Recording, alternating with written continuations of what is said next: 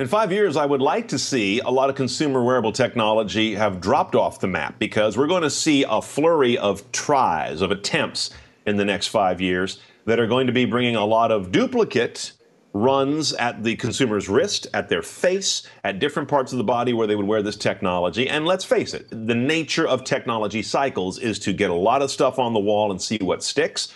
And a lot of that's going to drop away. That's when I get excited in a second phase about new technologies, when we start to see the winners based on consumer reaction, when they've been able to sample it and tell us what really works. You can't dictate to consumers with technology platforms. That never works. You have to embrace existing human needs, and some of that you just can't read. So that's an exciting turn, is to see how many of the candidates, if you will, are going to make it to the final runoff and then success. More specifically, though, we have to get to the point where we're going to find out if consumers are going to wear anything at all. This is the dirty little secret of the wearable market, is that we have yet to see a hit anywhere in the wearable category that can be instructive to the rest of the category and say, get it. That's how we get consumers to embrace wearable. They haven't embraced any of it. Fitness bands, watches, glassware, virtual reality goggles are all tiny niches right now, and they're not that new. They've been around for anywhere from 2 to 5 years in very rough form. So we have yet to crack the code. And within 5 years, we absolutely will have had to, or we've been going down a rat hole. I think it won't even take 5 years.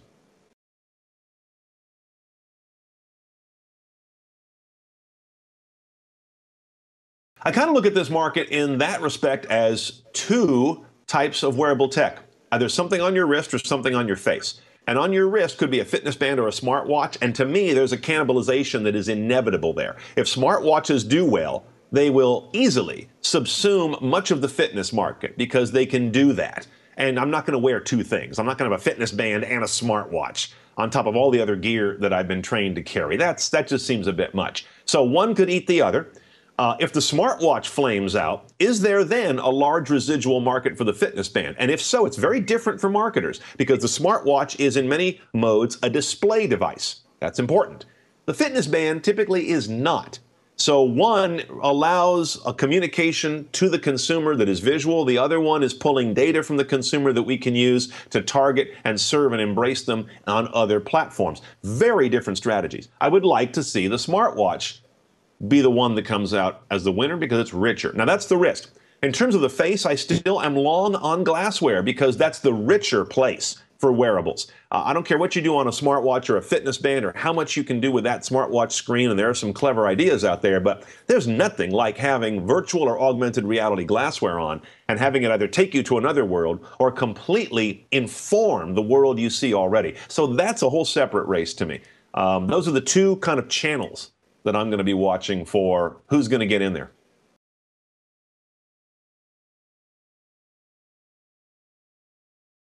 Well, a little hard to predict the unexpected, right? Because if it's unexpected, I don't even expect it. But I would say that I would be surprised if we get to a point where we have consumers wearing a device of any kind that is not extremely mapped to what they do on their phone already. The phone is incredibly strong. No matter what projections you look at, the phone is the center of our digital life. Don't get misled by the wearables as another hub, another center. I don't see that. I think we already have everything invested so deeply in our phones, and the phones do a lot of things amazingly well. Plus, the phone stands on the shoulder of the personal computer. We don't often think about that, but the phone doesn't happen unless the PC had the amazing run it had, the PCs and the Macs. So the phone stands on PC shoulders, and now the wearables need to stand on phones' shoulders. It's important to bear that in mind and not see wearables as a parallel track. I'd be very surprised in a few years if they are able to create a wearable that has its own kingdom, where I'm going to start using new services I've never used, not use services that I do use, a completely separate break, another estate. That would surprise me. It's possible. It's possible that the new use cases for wearables are so dramatically different that they don't tie into Facebook, that they don't tie into my existing places and navigation that I've used, that they don't have my calendar informing them or my consumer preferences that I've shown through my web searches and such. That seems unlikely to me, but that's what's surprising about technology is sometimes we get a left turn that no one expected, and that would be a major unexpected turn for me.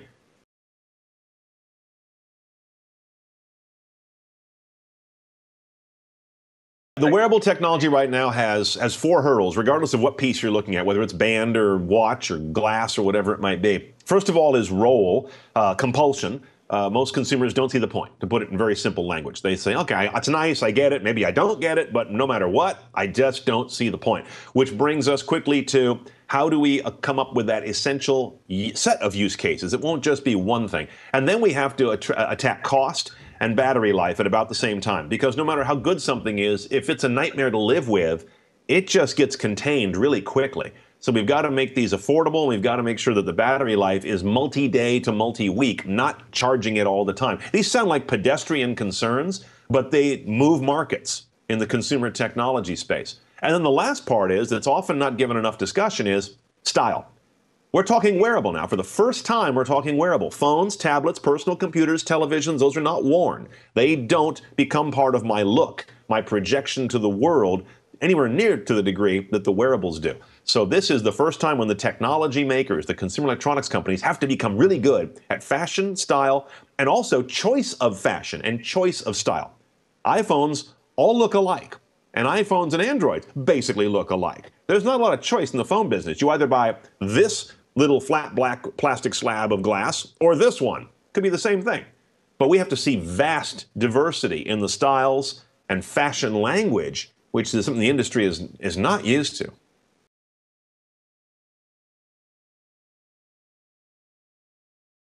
You've got two ways of looking at the wearable technology. Either some of it will project messaging and image to the consumer. That would be smartwatch on a small screen, and of course the glass and visual technologies on a much more immersive way. And then you've got the channel going the other way, where the device throws off data we never had before. And you can get that from watch, fitness band, or glass. They can all throw off this interesting new data, which includes unintentional inputs. For the first time, we can know where someone's gaze is. We've never known that. We've got a little bit of research on how they navigate web pages, and we can put people in a lab and look at a small sample of people and say, how do they look at a page or a mobile app, whatever it may be. But that's not the same as having a vast number of real-time gaze indicators from people wearing this stuff. That's amazing. That's amazing data to have.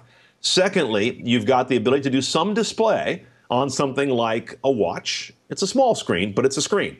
And it's one that has only my most pertinent information. So when I go there, I'm expecting really important things to happen. Also on the glassware, of course, we can bring in messaging or reinforcing sorts of positions that a marketer might like to put there. But all of this, I have to warn, gets to an era of service as message. This is a place, these new devices, where there's not a lot of room for display, for lack of a better word. There's not a lot of room for maybe even native content as we think about it today. It's not a publishing model. It's a different model. It's service as message. You need to serve me there. Provide me a nuggety, simple service that somehow I overtly or subtly over time learn is from you. It's got to be done with some nuance, because this is extremely personal space when you get into the wearables. We thought the smartphone was personal because it's in your hand. Before that, the personal computer was personal because it was really tailored to you. So we keep going in these big leaps every 10 or 15 years to another entire degree of personal, almost intrusion, if you will.